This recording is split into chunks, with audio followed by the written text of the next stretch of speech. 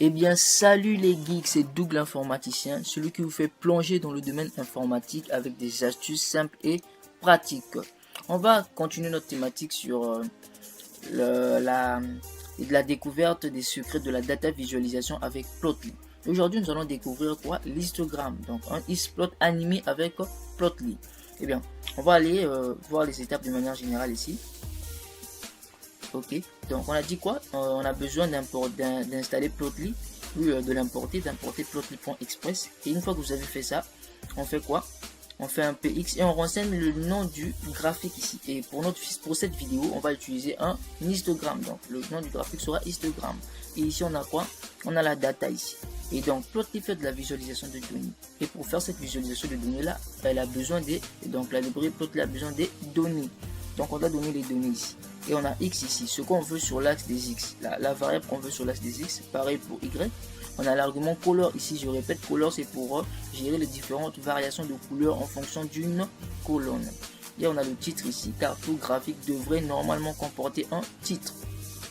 On a le template ici, qui est le style du graphique. Et chaque dessinateur a normalement un style qui lui est propre. Un artiste a un style qui lui est propre.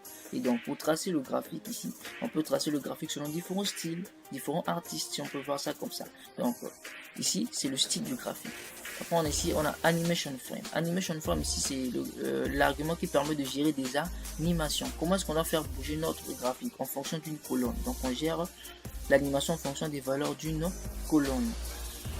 On a le height ici, qui est la hauteur du graphique, le width, qui est la largeur du graphique, et le facet code et le facet row sont juste des arguments pour gérer les différentes facettes du graphique. On va pas les utiliser ici dans cette vidéo. Et après on fait un fig.show pour l'affichage. Bien, on passe sans plus tarder à notre histogramme ici. Et bien rien n'est nouveau dans cette vidéo, car tout ce qu'on fait qu'utiliser les anciennes méthodes qu'on a énoncées dans les précédentes vidéos. Donc pour faire un histogramme, c'est simple, on fait px histogramme ici. Donc la fonction pour gérer les histogrammes avec Plotly s'appelle histogramme. On renseigne la donnée ici. Sur x on veut quoi? On veut total BE. Et le titre ici c'est la répartition de l'addition, parce que total BE ici c'est l'addition. Et on a animation frame. Comment est-ce qu'on veut faire bouger notre graphique? On veut faire bouger notre graphique en fonction des valeurs de la colonne D ici. Donc la colonne D ici sont les jours ici. C'est comme ça qu'on va faire bouger notre graphique. Et on a les différents jours ici. Et après on fait quoi? Une fois qu'on a stocké tout notre graphique dans la variable fig, ce qu'on fait c'est quoi? On récupère cette même variable fig là pour dire affiche-moi ce qui est dans la variable fig ici. Donc point show. Et on a exécuté, voilà. Ça c'est juste la suite, je vais le cacher ça. C'est la suite de notre prochaine vidéo. Donc voilà notre graphique ici. Vous voyez déjà, quand j'appuie ici, le graphique bouge ici. Il y a une animation ici. Donc le graphique bouge en fonction des valeurs de la colonne D. Et quelles sont les valeurs de la colonne D? On a quoi? On a Sunday, on a Saturday, Thursday et Friday. Donc le graphique est animé. Et ça c'est un histogramme.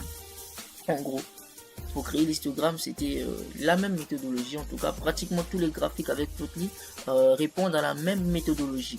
Et donc, si vous avez aimé cette vidéo, n'hésitez pas à la liker et à vous abonner. Parce que dans les prochains jours, vous verrez du contenu un peu plus éducatif que ça. Et donc, c'était Doug l'informaticien. Et on se retrouve prochainement pour du contenu éducatif.